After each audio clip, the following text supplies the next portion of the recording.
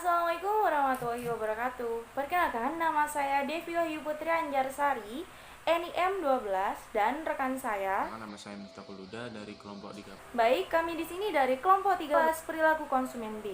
Di sini kami akan membahas mengenai aspek-aspek internal pada perilaku konsumen. Yuk kita simak pembahasannya. Yang pertama yaitu ada pendahuluan. Yaitu ada latar belakang. Pada kehidupan sehari-hari kita sering melakukan transaksi jual beli. Suatu produk atau barang baik dilakukan secara yakni dengan mengunjungi pasar atau perusahaan, atau secara tidak langsung di online shop.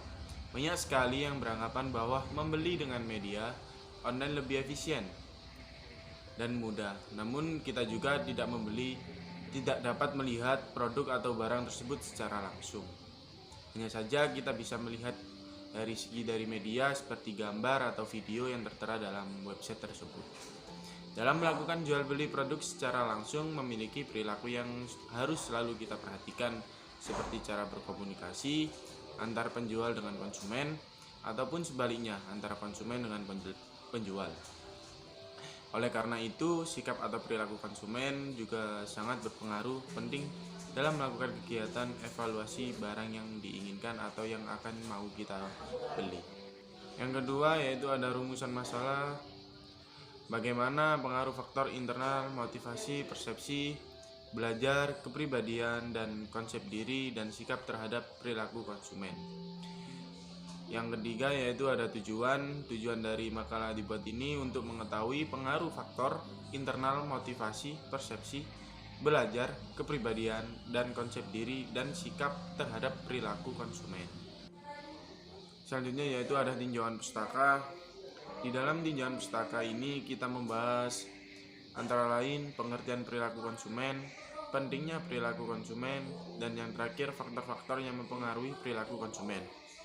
Yang pertama yang akan kita bahas yaitu pengertian perilaku konsumen.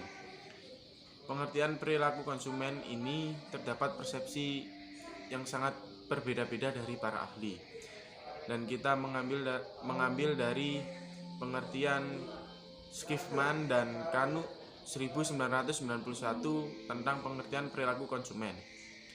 Perilaku konsumen adalah perilaku konsumen yang ditunjukkan melalui pencarian, pembelian, penggunaan, pengevaluasian, dan penentuan produk atau jasa yang mereka harapkan dapat memuaskan kebutuhan mereka. Yang kedua yaitu ada pentingnya perilaku konsumen. Tujuan kegiatan pemasaran yaitu untuk mempengaruhi konsumen agar bersedia membeli barang dan jasa yang dihasilkan perusahaan pada saat mereka membutuhkan. Dalam perkembangan konsep pemasaran modern, konsumen ditempatkan sebagai sentral perhatian. Para praktisi maupun akademisi berusaha mengkaji aspek-aspek konsumen dalam rangka mengembangkan strategi pemasaran yang diharapkan mampu meraih pangsa pasar yang tersedia, seperti dengan mengadakan bazar atau workshop tentang produk-produk yang akan dijual belikan kepada masyarakat. Dan yang terakhir yaitu ada faktor-faktor yang mempengaruhi perilaku konsumen. Banyak faktor yang mempengaruhi perilaku konsumen dalam membuat keputusan pembelian. Faktor-faktor tersebut sebagian besar tidak dapat dikendalikan oleh pemasaran, tetapi harus diperhatikan. Namun secara garis besar, faktor-faktor yang mempengaruhi perilaku konsumen dibagi menjadi dua, yaitu eksternal dan faktor internal. Pembahasan faktor internal yang mempengaruhi perilaku konsumen. Yang pertama adanya faktor motivasi. Motivasi ini merupakan suatu keadaan dalam pribadi seseorang yang mendorong keinginan individu untuk melakukan kegiatan-kegiatan tertentu guna mencapai suatu tujuan. Contohnya, apabila terdapat konsumen yang menginginkan suatu dengan harga yang pas dan barang yang berkualitas tinggi, maka konsumen otomatis merasa cocok dan akan membelinya. Yang kedua, faktor persepsi. Pada masing-masing individu memiliki persepsi yang berbeda. Maka dari itu, persepsi ini memiliki sifat nilai yang subjektif. Konsumen akan melakukan persepsi pada produk, harga, keiklanan dari kegiatan-kegiatan pemasaran perusahaan untuk memenuhi kebutuhan yang dibutuhkan dalam kehidupan sehari-hari. Contohnya, konsumen akan berpersepsi bahwa harga dari suatu produk akan dilihat dari kualitas produk yang dijualnya.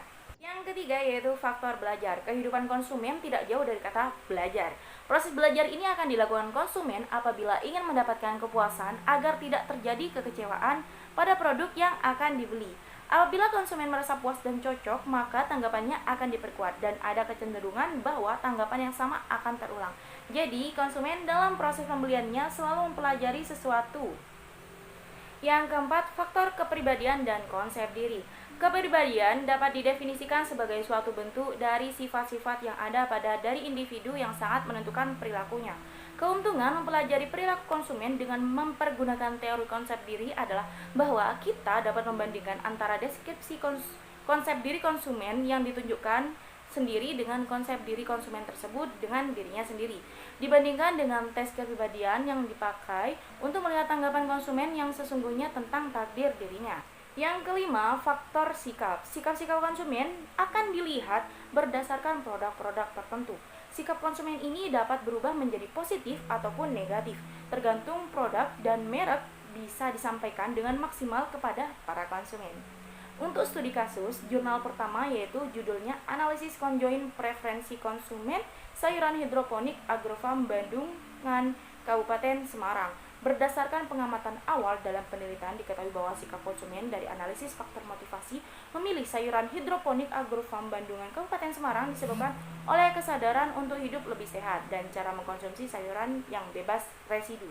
Lalu, faktor kepribadian konsumen sayuran hidroponik didominasi oleh jenis kelamin perempuan, usia lebih dari 49 tahun, pendidikan tertinggi adalah S1, tempatnya di Superindo, dan pendapatan lebih dari 1.500.000, dan analisis faktor persepsi di keseluruhan konsumen lebih menyukai sayuran hidroponik yang memiliki fisik daun lebar dan tidak berlubang, tingkat kesegaran kurang dari 6 hari, warna daun lebih muda, dan harga yang kurang dari 5.000.